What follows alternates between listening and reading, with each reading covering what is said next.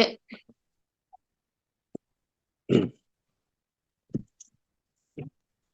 Assalamualaikum warahmatullahi wabarakatuh. Halo semuanya. Waalaikumsalam Gimana warahmatullahi kabarnya wabarakatuh. hari ini? Alhamdulillah. Semoga Alhamdulillah. semangat Alhamdulillah. full 100% ya, karena kita sebentar lagi akan mempresentasikan kelas simulasi paling epik dari kelompok kita, yakni kelompok 4. Perkenalan, karena jika tak kenal maka tidak sayang. Hari ini yang didapuk sebagai kapten moderator adalah saya yang akan memandu pementasan micro teaching pada kelompok ini. Teman-teman, ini ternyata bukan hanya kelas biasa, tapi ini adalah kelas role playing totalitas. Kita akan melihat satu teman kita bertransformasi menjadi guru atau dosen yang siap mencerdaskan, dan sisanya termasuk saya akan menjadi murid atau peserta didik yang siap bertanya sampai ke akar-akarnya. Tujuannya cuma satu ya, yaitu melihat apakah skill mengajar dari teman kita ini sudah level super atau masih perlu di-upgrade lagi ke versi terbarunya. Nah, tim kelompok yang bertugas pada pertemuan kali ini yaitu dari jagoan utama kita, Bapak Iskandar. Ya, Bapak Iskandar yang akan mengajarkan materi kepada kita tentang fikih. Jadi yang lain siap-siap dicatat ya sebagai murid-murid.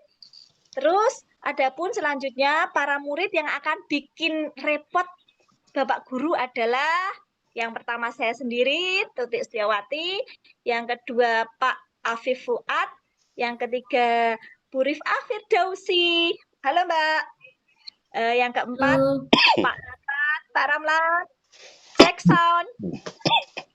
Ya, dan terakhir yang paling imut yang tersayang dari kelompok ini adalah Mbak Muna. Halo Mbak Muna.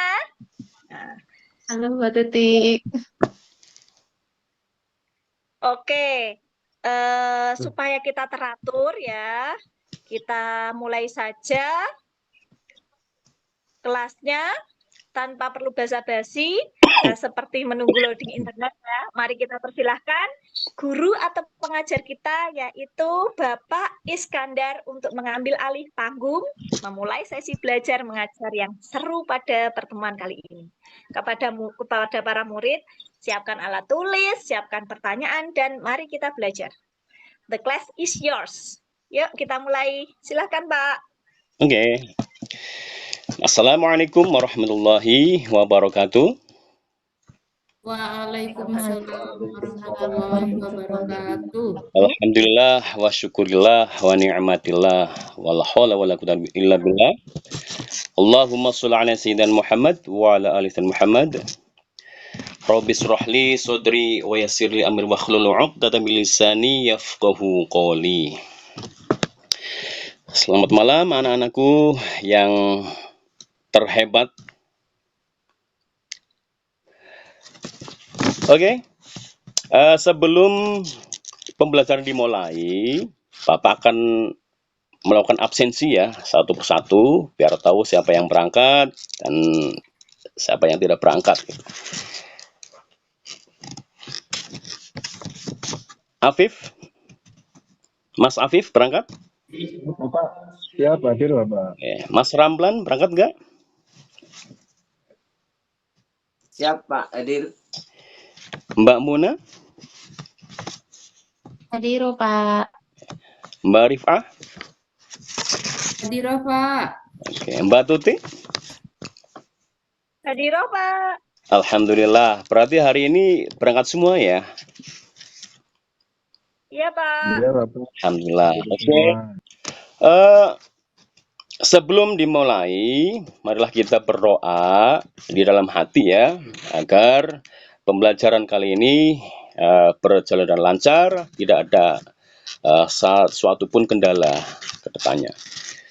Berdoa mulai.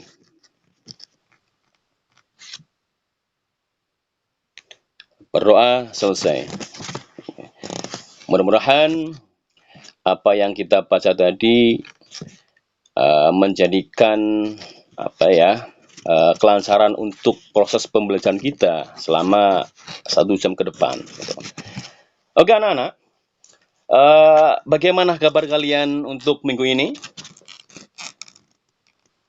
Baik, Alhamdulillah. Pak. Alhamdulillah, kalau yang Luar biasa. baik, alhamdulillah, karena salah satu nikmat yang luar biasa adalah kesehatan. Dengan kesehatan, hari ini kita bisa berkumpul, berjumpa dalam pembelajaran mata pelajaran fikih, gitu ya. Makanya kalian perlu bersyukur, ya. Dengan cara apa? Pertama, dengan cara membaca alhamdulillah. Yang kedua, bersyukurnya apa? Dengan cara menjalankan kewajibannya. Ya, di samping membaca hamdalah juga harus menjalankan kewajiban. Itu bentuk syukur kita kepada Allah, gitu ya. Oke anak-anakku yang paling hebat, yang saya banggakan, sebelum proses pembelajaran dimulai, ini untuk melatih fokus kalian ya. Karena syarat utama ya untuk melakukan pembelajaran adalah fokus dan konsentrasi. Dan ini sering Bapak ulang-ulang kalimat ini. Karena ini perlu sekali. Fokus, konsentrasi itu wajib dalam proses pembelajaran. Oke. Kalau saya bilang halo-halo, kalian menjawab hai-hai. Kalau saya mengucapkan hai-hai, kalian menjawab halo-halo. Oke. Tes suara dan tes fokus kalian. Halo-halo. Hai, Hai. hai. Hai-hai. Halo. Oh, sepertinya ada salah satu yang belum fokus ini. Mas Apip ini. Halo Mas Apip, halo. Ulangi ya. Hai. Halo. Ulangi ya. Halo. Hai. Oke, kasih aplaus untuk kita semua. Oke, terima kasih ya sudah mengawali dengan permainan sederhana itu melatih fokus kalian, itu ya. Oke, anak-anakku yang saya banggakan, saya mau flashback dulu nih pelajaran kemarin. Apakah kalian masih ingat atau mungkin sudah lupa nih apa yang saya ajarkan minggu kemarin, yaitu terkait jenis-jenis puasa. Saya akan menanyakan ke salah satu siswa nih, ke Mas Ramlan nih. Mas Ramlan? Halo? Ya, Pak. Oke. Ya. Masih ingat nggak? Ya, Jenis-jenis puasa itu ada berapa? Yang umum lah, yang umum diketahui oleh ada 4. Ada 4 ya. Oke. Yang paling umum, Ada 4, Pak. yang paling umum yang diketahui oleh orang umum itu, Pak? Ada 2. Oke. Yaitu apa? Puasa Sunnah Wajib sama dan puasa sunnah. wajib. Oke, puasa sunnah dan puasa wajib. Alhamdulillah, berarti masih ingat pelajaran kemarin. Dan ini ada hubungannya dengan pelajaran yang akan kita pelajari hari ini, ya. Bahwa minggu kemarin saya sudah menyampaikan bahwa untuk minggu ini ada materi lanjutan dari minggu kemarin, yaitu terkait jenis-jenis puasa. Kenapa? Karena 1 minggu lagi mau semesteran dan 1 bab ini belum selesai. Untuk itu saya kejar materi. Salah satunya yaitu menggunakan metode diskusi, ya. Jadi nanti metode diskusi ini diikuti oleh 2 kelompok.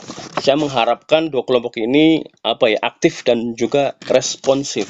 Nanti kalau yang aktif dan responsif dalam melakukan kegiatan diskusi ini, nanti ada poin plusnya, ya. Tentunya mau dong kalau ada nilai plusnya, ya. Maka dari itu kalian semangat, terus nanti yang serius, fokus dalam melakukan diskusi, ya.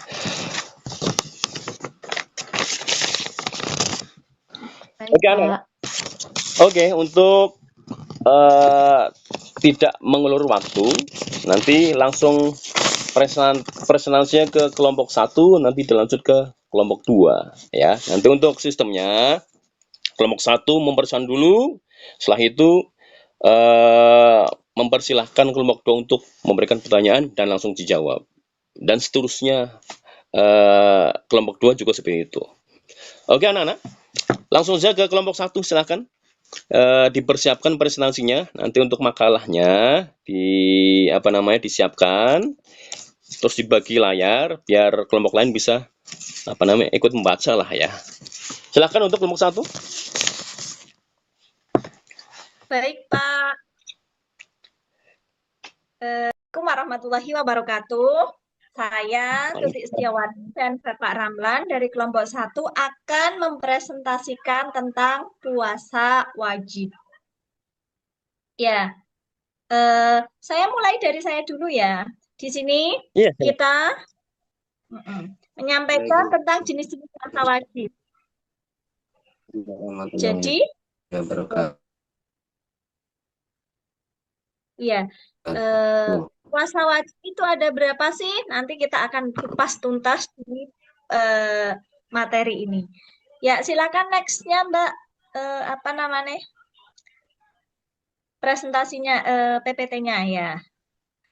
Ya, definisi puasa wajib. Puasa wajib adalah, jadi yang namanya puasa itu menahan diri dari makan, minum, dan hal-hal yang membatalkannya.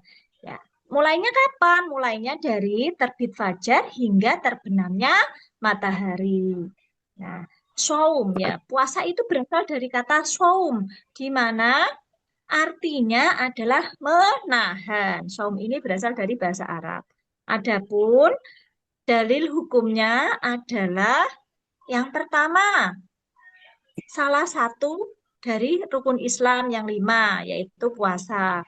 Yang kedua, terdapat di surah Al-Baqarah 183, yang bunyinya, Ya ayyuhalladzina amanu kutiba alaikumus syiyam kama kutiba alal ladzina min qablikum la'allakum tattaqun. Jadi tujuan berpuasa ini, berpuasa wajib itu diwajibkannya kita umat muslim untuk berpuasa itu adalah untuk kita bertakwa. Sebetulnya puasa itu sebelum adanya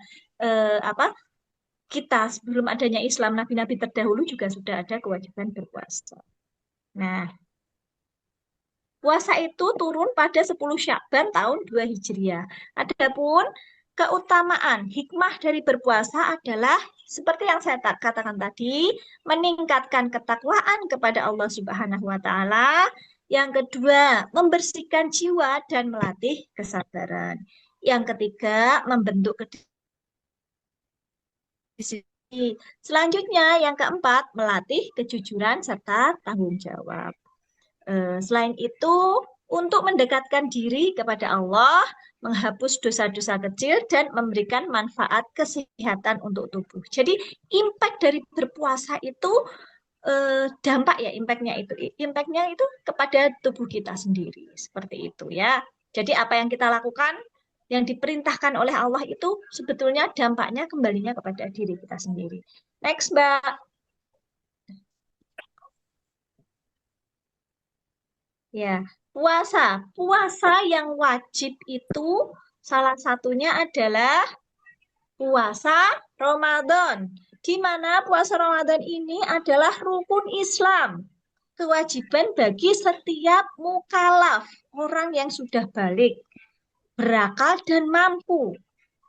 Ini dilakukan sebagai latihan spiritual untuk meningkatkan ketakwaan diri. Nah, hukum puasa Ramadan adalah wajib karena merupakan rukun Islam yang keempat. Dasar hukumnya seperti yang saya sebutkan tadi, surah Al-Baqarah 183. Adapun syarat dan rukun puasa Ramadan adalah syarat wajibnya beragama Islam, balik, sehat, serta mampu berpuasa. Mampu ya. Terus rukun puasa adalah niat sebelum terbitnya fajar. Oh iya, syarat puasa ini ada 5, ada tambah 1, yaitu waktu Ramadan. Jadi puasa Ramadan itu hanya dilakukan di bulan Ramadan, tidak boleh di bulan lain-lainnya. Ya, rukun puasa ada 2, yaitu niat, dan yang kedua adalah menahan hal-hal yang membatalkan puasa. Hal-hal yang membatalkan puasa itu apa?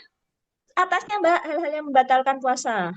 Ya, Tadi makan, minum dengan sengaja, terus berhubungan suami istri, muntah dengan sengaja, dan keluarnya darah haid atau nifas. Kelima adalah murtad alias keluar dari Islam. Nah, untuk golongan-golongan yang diperbolehkan tidak berpuasa ini akan disampaikan oleh rekan saya, Bapak Ramlan. Kepada Pak Ramlan, silahkan. Oke. Assalamualaikum warahmatullahi wabarakatuh. Waalaikumsalam Waalaikumsalam warahmatullahi warahmatullahi wabarakatuh. Wabarakatuh. Mau melanjutkan apa yang diterangkan oleh rekan saya, Ibu Tuti. Selanjutnya, puasa apa itu? Tadi setelah puasa Ramadan adalah puasa nadar ya. Ya, puasa Hal-hal yang nadar. hal-hal yang diperbolehkan tidak berpuasa dulu. Oke. Di golongan yang tidak boleh tidak berpuasa. Jadi golongan-golongan orang yang tidak boleh tidak berpuasa, yang pertama itu orang yang sedang sakit. Tuh. Dua, lanjut usia, wanita hamil, musafir, dan wanita haid. Akan tetapi kalau orang sakit itu boleh tidak berpuasa, boleh membayar denda ketika sakitnya itu memang tidak bisa sembuh. Ya, itu boleh membayar denda atau kafarat. Begitu saja lanjut usia, karena sudah usia pasti tidak mampu karena sudah pikun atau apa, maka boleh tidak berpuasa, hanya bisa membayar denda pada setiap harinya. Wanita hamil itu dalam kategori atau menyusui itu boleh tidak berpuasa, juga nanti harus mengkodok. Jadi tidak usah tidak usah mengganti kafarat, tapi nanti boleh dikodok di lain waktu ketika anaknya sudah besar. Musafir juga gitu, ketika itu tidak boleh berpuasa, cuma nanti ketika sudah pulang dikodok boleh. Begitu juga dengan mereka haid, boleh tidak berpuasa, akan tapi nanti di lain waktu harus dikodok. Itu bagi yang nomor 3, 4, dan 5 harus dikodok setelah. Lanjut, yang selanjutnya adalah puasa nadar. Next, Mbak. Oke. Puasa nadar. Definisi dan konsep nadar. Puasa nadar adalah puasa yang diwajibkan oleh diri sendiri atas janji kepada Allah jika janji tadi telah dipenuhi oleh Allah atau telah dikabulkan oleh Allah. Maka definisi puasa nadar ini hukumnya juga wajib. Karena nanti ketika tujuannya dia sudah janji, kalau tujuannya nanti dilaksanakan dan ternyata terlaksana, itu wajib dilaksanakan. Kalau tidak dilaksanakan malah berdosa. Karena nadar termasuk adalah puasa yang janji kepada Allah. Nadar terbagi menjadi dua, yaitu nadar taat, yaitu yang diperintahkan, dan nadar maksiat, bertentangan atau tidak, yang tidak diperbolehkan. Jadi nadar itu ada dua, nadar yang memang itu ada hubungannya dengan ketaatan Allah itu boleh, tetapi ada nadar yang batal nadarnya kalau dia nadarnya itu berhubungan dengan kemaksiatan. Jadi walaupun itu nadar, tapi kalau itu misal ketika saya nanti berhasil, saya mau membunuh orang itu, nah, itu kalaupun tidak dilaksanakan tidak apa-apa, karena itu nadar-nadar yang jelek. Tapi kalau nadarnya nadar, misal kalau saya lulus ujian, aku harus menyembelih kambing, ya harus dilaksanakan. Atau harus puasa 3 hari gitu ya, itu harus dilaksanakan. Selanjutnya syarat sah nadar puasa. Yang pertama, orang yang bernadar Islam, balik, dan berakal. Yang kedua, dengan kehendak sendiri mampu melaksanakan perkara yang dinadarkan itu, satu, ibadah atau ketaatan kepada Allah dan tidak bertentangan dalam syariat. Konsekuensi jika dilanggar atau hukuman bagi orang yang melanggar nadarnya. Melanggar nadar yang sah menyebabkan dosa dan wajib membayar kafarat sebagai penebus dosa tersebut. Di sini diterangkan juga pilihan-pilihan denda atau kafarat sumpah yang dilanggar. Nomor 1, memberi makan 10 orang fakir miskin. Nomor 2, memberi pakaian 10 orang miskin. Nomor 3, memerdekakan seorang hamba atau budak. Nomor 3, puasa 3 hari jika tidak mampu. Tidak mampu ya, puasa 3 hari. Baik.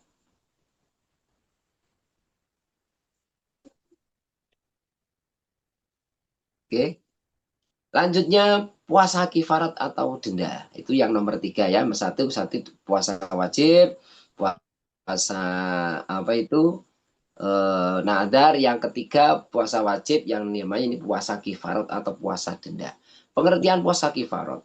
Puasa kifarat adalah puasa yang dilakukan sebagai bentuk penebusan dosa atau pelanggaran dalam syariat Islam. Ini adalah cara menutupi dosa dan kembali kepada Allah. Nah, manfaat melaksanakan puasa kifarat adalah 1, sebagai penebus dosa. Nomor 2, meningkatkan kesadaran spiritual. Yang nomor 3, menghindari perbuatan-perbuatan yang sama. Jenis-jenis pelanggaran yang kewajiban. Jenis-jenis pelanggaran yang wajib membayar kifarat. 1, ya, yang harus dikifarati. 1, melanggar sumpah. 2, berhubungan suami istri ketika di siang bulan Ramadan. Nomor 3, membunuh orang muslim membunuh orang muslim secara tidak sengaja. Sumpah dihar. Nomor yang terakhir, tidak mendapatkan hewan kurban saat ibadah haji. Itu boleh dilaksanakan puasa. Lanjut ketentuan pelaksanaan puasa kifarat. Tata cara pelaksanaan sama dengan puasa wajib. Jadi sama persis ya, mulai terbitnya fajar sampai terbenamnya matahari, sama persis ya niatnya. Hanya beda niatnya yang beda. Nawaitu sama gudin likifarrotin fardon lillahi ta'ala. Itu harus diniati, niatnya itu niat puasa kifarat. Karena nanti ini niat penting ya. Perlu diingat, niat ini sangat penting sekali. Ketika kamu berpuasa kok tidak diniati kafarat, berarti puasanya tidak sah. Karena ini yang harus dipentingkan dulu, ketika harus niat puasanya itu puasa apa. Itu harus jelas ya. Kalau nanti pas benar-benar melanggar sumpah harus ditebus dengan puasa kifarat, niatnya jangan lupa. Karena itu yang paling penting. Yang membedakan ini puasa wajib atau sunnah itu adalah hanya di dalam niat. Next, puasa qadha. Yang terakhir adalah puasa qadha. Karena ya, memahami kewajiban mengganti puasa di dalam bulan Ramadan. Nah, ini puasa qadha juga hukumnya wajib bagi yang haid tadi atau yang ada udzur. Itu memang wajib harus diganti sebelum datangnya bulan Ramadan yang kemudian. Definisi puasa qadha. Ibadah wajib untuk mengganti puasa Ramadan yang tertinggal karena alasan syar'i.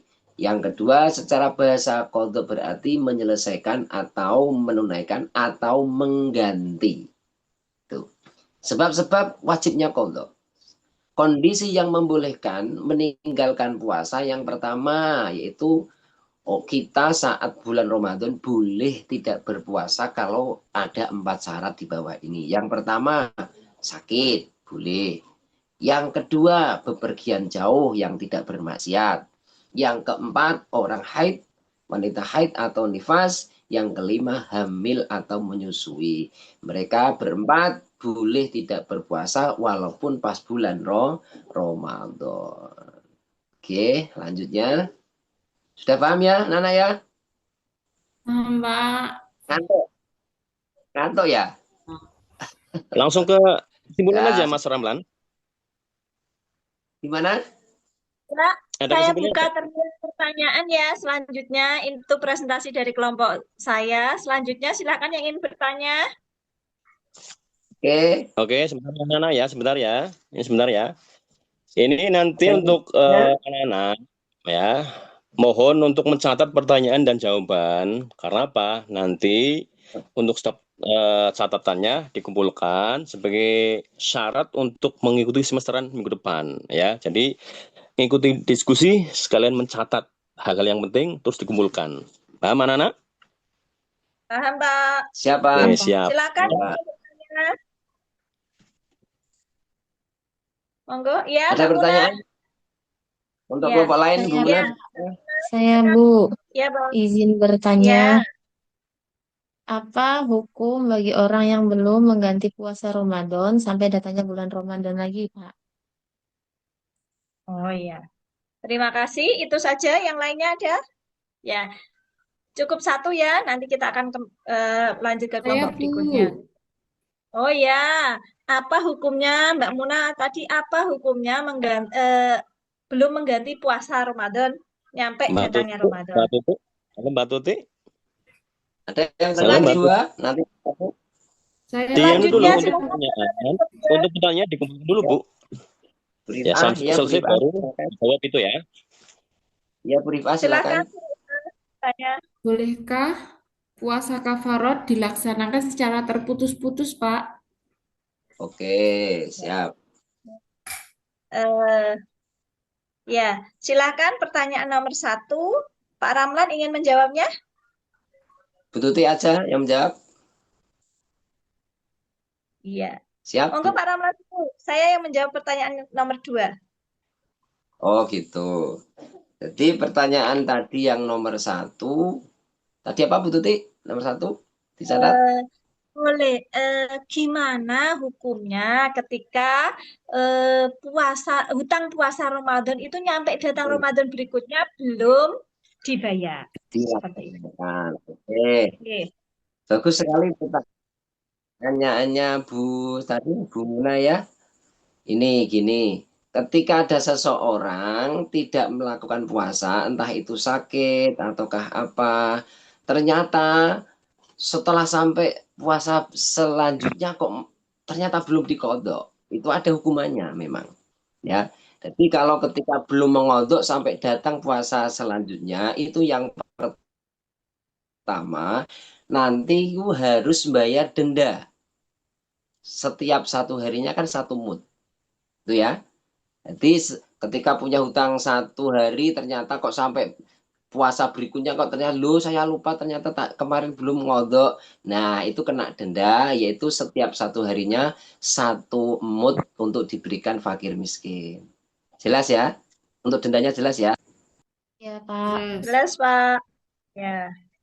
Ya, berikutnya puasa kafarot dibayar secara terputus-putus. Jawabannya tidak boleh. Harus dilakukan selama 2 bulan berturut-turut ya. Itu jawaban untuk pertanyaan yang kedua. Berhubung waktunya sudah sangat mepet, jadi saya lempar ke kelompok berikutnya untuk pembahasan yang selanjutnya. Silakan untuk kelompok 2. Oke, bentar ya, anak-anak ya, bentar ya. Saya mengharapkan untuk diskusi ini barangkali ada penyanggahan dari kelompok lain itu loh. Jadi biar diskusinya cair itu loh. Jadi nggak cuma menerima jawaban, tetapi minimal ada sanggahan lah atau kurang cocok. Silahkan disampaikan ke kelompok lain. Mbak Tuti, silahkan. Barangkali ada sanggahan itu loh. Ya. Ya. Sudah paham Kalau belum nggak ada, tadi? itu lanjut. Deh, Pak. Jawabannya. Kalau tidak ada, Sudah cukup. Ya, Oke. sudah cukup Ini- katanya Pak. Jadi saya cukupkan ya dari kelompok 1. Oke, selanjutnya ke kelompok 2, Masih silahkan. tambah. Tuti belum selesai, bentar. Halo? Ya, Ya, Pak Mas Ramlan, silahkan. Tadi lanjutkan Untuk tinggal jawaban sedikit ini. kan tadi ada kendala. Ya. Selain membayar denda, ya kan, selain membayar denda, dia juga harus mengodoknya ulang, ya. Berarti kena dua pasal, yaitu membayar denda dan harus juga menggodok juga. Itu hukumannya itu. Bagi orang yang tidak mengodok puasa sampai ke bulan Ramadan berikutnya, yaitu membayar denda dan mengodok ulang lagi, gitu. Itu ya, berarti itu ada dari kelompok 1. berarti ada Ya, 2 terima ya, Pak. kasih. Bisa dipahami, teman-teman? Ya. Mungkin ada sanggahan. Jadi jawaban dari Pak Ramlan, ketika kita punya hutang puasa Ramadan belum Ya, gimana Bu? dibayar hingga datang Ramadan berikutnya, maka kita diwajibkan membayar kafarot atau denda 1 mud per hari sebanyak kita punya utangnya berapa, serta kita masih tetap wajib berpuasa. Ya, Bu Rifah, monggo ada tambahan. Mau Oh, berarti menanyakan apakah itu berlaku kelipatan, Pak, jika belum bisa menyaur utang di tahun ini, apa terus berlaku kelipatannya di tahun depan? Maksudnya kelipatannya, misalnya utangnya 5 hari jadi 10 hari atau gimana itu, Mbak? Itunya apanya kafarot itu sodakohnya itu. Oh, kafarotnya ya. Pak Ramlan, silakan ingin membahasnya. Ya, Pak Ya, Ramlan, gimana? apakah Gimana, kafarotnya Bu? berlaku? Apakah kafarotnya berlaku kelipatan?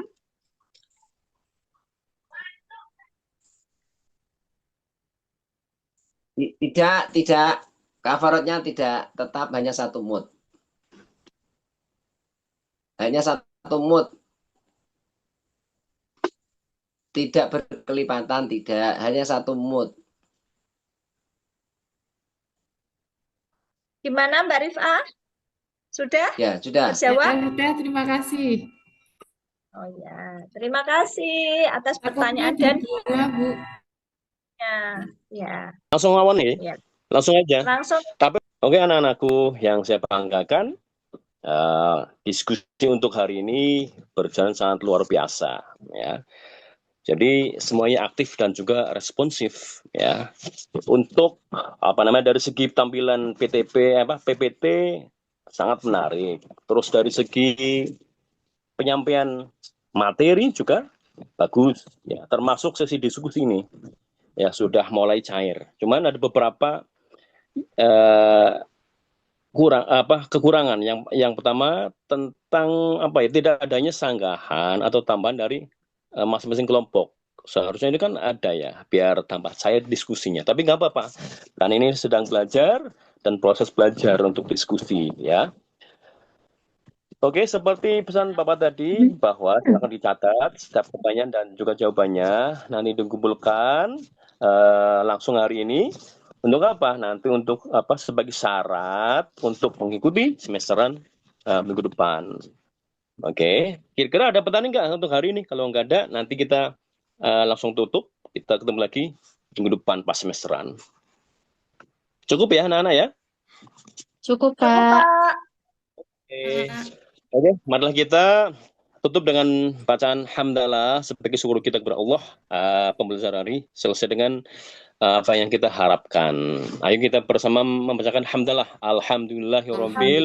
Alhamdulillahirabbil alamin. Saya akhiri, wassalamualaikum warahmatullahi wabarakatuh. Waalaikumsalam Waalaikumsalam warahmatullahi warahmatullahi wabarakatuh. wabarakatuh. Alhamdulillah akhirnya